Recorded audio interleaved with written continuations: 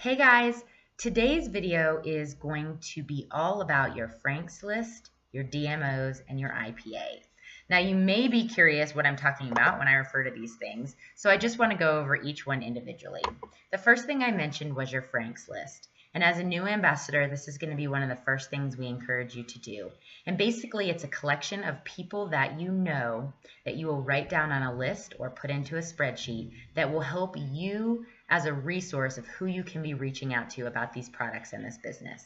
Now, FRANKS is an acronym that stands for friends, relatives, acquaintances, kid connections, and service project affiliates.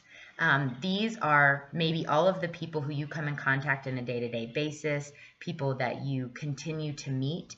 This is an ever-evolving list. So I've been in this business about 2 years, and my FRANKS list continues to grow. I mark people off my FRANKS list, and I add people to my FRANKS list every single day. So we want this to be an ever-growing resource for you. So first things first is write this list down. Next thing I want you to do when you're making this list is to not prejudge. Don't think to yourself, this person would never want these products, or this person would never want this business. I made the mistake of doing that right off the bat, and my FRANKS list was short. I had a challenge of getting up to 100 people. But once I got over that and realized that I needed to share this with as many people as I knew, because everybody really could benefit from these products or this business, my list kept growing and was above 100. So always add to this list and keep using it as a resource for as long as you're a part of this business.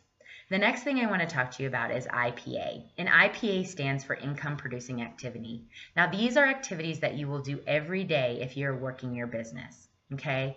These income producing activities include messaging people, reaching out to people, following up with people, doing sip and sees, meeting with people over coffee, doing opportunity meetings. All of these are income producing opportunities. Consistency with your IPAs are key.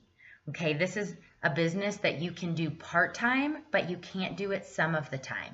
So we need to be doing IPAs every single day, which means every day we need to be reaching out to at least 3 to 5 new people. Now, if you have that FRANKS list, then you have those 3 to 5 people that you can be reaching out.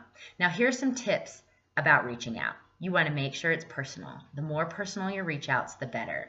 I highly recommend using voice messenger, phone calls, voice text.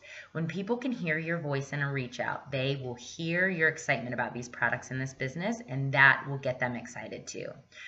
Don't just cut and paste, the same script that you send to everybody, because people can read right through that. You might be able to use some of the same verbiage, but make it personal, because people really don't want to be sold to. They want to know that this is you sharing from your heart, reaching out to them. The other really important part about IPA is following up. So if you're reaching out, you've got to be following up. Know that when you are following up, you are not bugging people, okay? This is something that you have to get out of your mind right away. Just because Plexus is on the forefront of our mind every day doesn't mean it's on the forefront of their mind every day. So they might just simply forget that they're interested. So don't think of this as bugging people. They need our products, and they are going to be helped by our products and by this business, so you are benefiting them. You'll hear this a lot in Plexus, but it takes sometimes 8 to 12 reach outs and follow-ups before somebody will actually order or sign with you. So keep following up, but make sure that you're finding new people to reach out with in between. One thing that I want to just sort of note, when it comes to IPA, the other things that you are going to be doing besides reaching out and following up is training yourself and training your new ambassadors. So watching videos every day and sharing with your new ambassadors things that they can be doing every day is really important as well.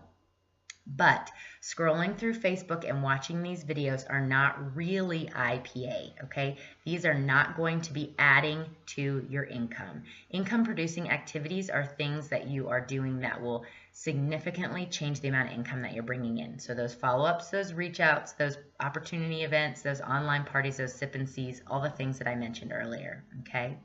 Now, what is a DMO? DMO stands for Daily Method of Operation, okay? And there are lots of different ways that you can organize your day. Some people choose a certain method. So there are methods like the 5-3-1 method, where you reach out to 5 new people, follow up with 3 new people, and train 1 new person. Some people like the perfect 10, where they're doing a certain number of activities a week to help with their DMO. Some people can do some things on a Tuesday, but not necessarily on a Wednesday. So you have to find a daily method of operation that really works well for you. But finding a DMO, making sure you're staying consistent with your IPAs, and using that FRANKS list as a resource are very, very important. So look in the comments below, use the resources that we've given you, and make sure you reach out to your sponsor if you have any other questions about how you can be most effective in your business.